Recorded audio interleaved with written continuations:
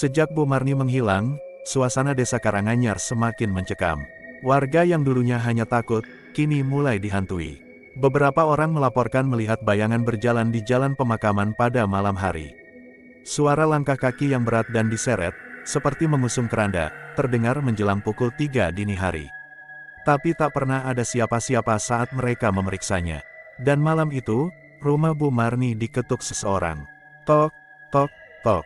Bu, ini aku, Randy. Saksi mata, tetangga sebelah rumah, bersumpah mendengar suara itu jelas. Lirih, serak, seolah berasal dari tenggorokan yang penuh tanah. Padahal, semua orang tahu, Randy sudah meninggal. Atau, seharusnya begitu, karena tubuhnya tak pernah ditemukan. Keesokan paginya, Pak RT dan beberapa warga nekat membuka pintu rumah Bu Marni yang terkunci dari dalam. Apa yang mereka temukan membuat beberapa warga muntah di tempat. Bu Marni tergeletak di ruang tengah, matanya melotot ke langit-langit, mulutnya terbuka seperti ingin berteriak. Dan di sebelahnya, ada bekas jejak kaki basah dari tanah kuburan. Tapi hanya satu pasang, tidak ada jejak keluar. Yang lebih mengerikan, di tembok ruang tengah, tertulis dengan tanah merah. Sudah kubilang, aku kedinginan. Pak RT yang mulai terpojok akhirnya memanggil seseorang, Ustadz Syaiful, mantan santri yang pernah belajar ilmu ruqyah dan spiritual di luar kota. Ia tiba malam itu juga, membawa segenggam garam, air doa, dan sebuah kotak kayu kecil yang tidak ia buka. Ini bukan hantu biasa, katanya setelah memeriksa rumah Bu Marni. Bukan jin, bukan setan, ini, dendam yang menubuh.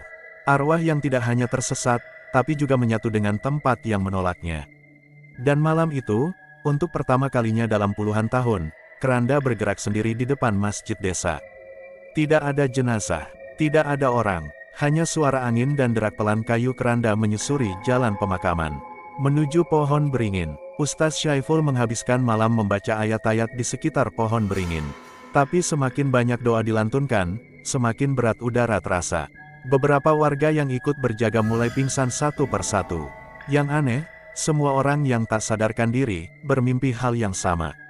Mereka melihat seorang lelaki tua tanpa mata, duduk di bawah akar pohon, mengunyah tanah, dan tersenyum ke arah mereka. Dia menunggu, kata Ustadz Syaiful, suaranya berat. Menunggu seseorang membuka pintu yang dikunci darah manusia. Lalu ia menunjukkan sesuatu yang mengguncang semuanya. Sebuah gulungan kain kafan dari masa lalu, dengan nama-nama warga desa tertulis di atasnya. Termasuk nama-nama yang sudah lama mati, dan nama-nama yang masih hidup. Apa maksudnya ini? Tanya Pak RT, panik. Ini bukan kutukan biasa, ini perjanjian. 40 tahun lalu, saat dukun tua itu dikubur hidup-hidup, dia membuat sumpah, siapapun yang tinggal di desa ini akan menjadi penjaga pintu ke dunia yang dia buka.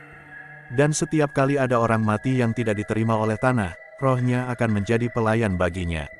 Ustadz Syaiful menunjuk ke pohon beringin yang menjulang di kegelapan malam. Dan pintunya, ada di bawah situ. Mereka menggali, dengan takut, dengan ragu, dengan doa yang tak putus-putus. Akar-akar besar pohon beringin diangkat satu persatu.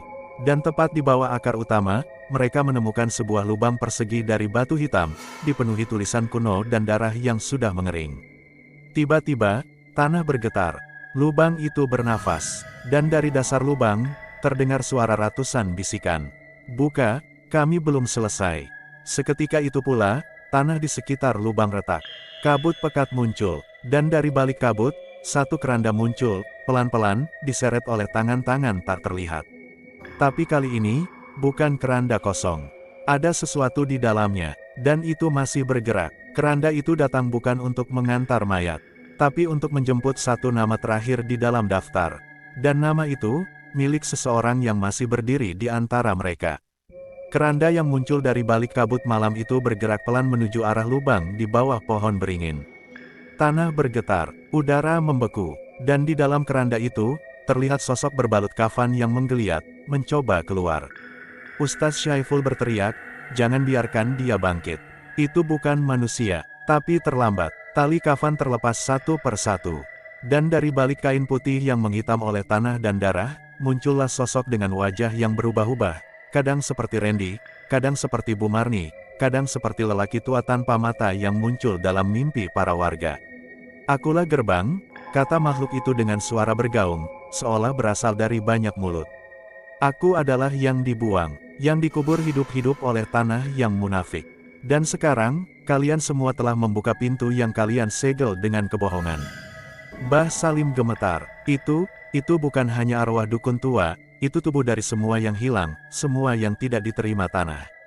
Makhluk itu merentangkan tangannya. Dari balik kabut, satu persatu keranda-keranda kosong melayang, mengelilingi desa.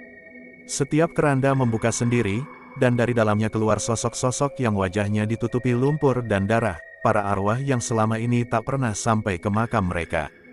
Dan mereka semua menuju ke satu tempat, rumah Pak RT. Ustaz Syaiful menatap kotak kayu yang sejak awal belum dibuka. Satu-satunya cara untuk menghentikan ini, adalah dengan mengorbankan pemilik nama terakhir dalam daftar. Ia membuka kotak itu. Di dalamnya ada selembar kain kafan dengan satu nama tertulis di ujungnya. Syaiful bin Rahmat. Pak RT memekik. Itu nama sampean. Ustaz Syaiful mengangguk, tenang. Ayahku, adalah orang yang ikut mengubur dukun itu dulu. Dosa itu diwariskan, maka aku, harus jadi keranda terakhir. Sebelum siapapun bisa menghentikannya, ia melompat ke dalam lubang bawah pohon beringin.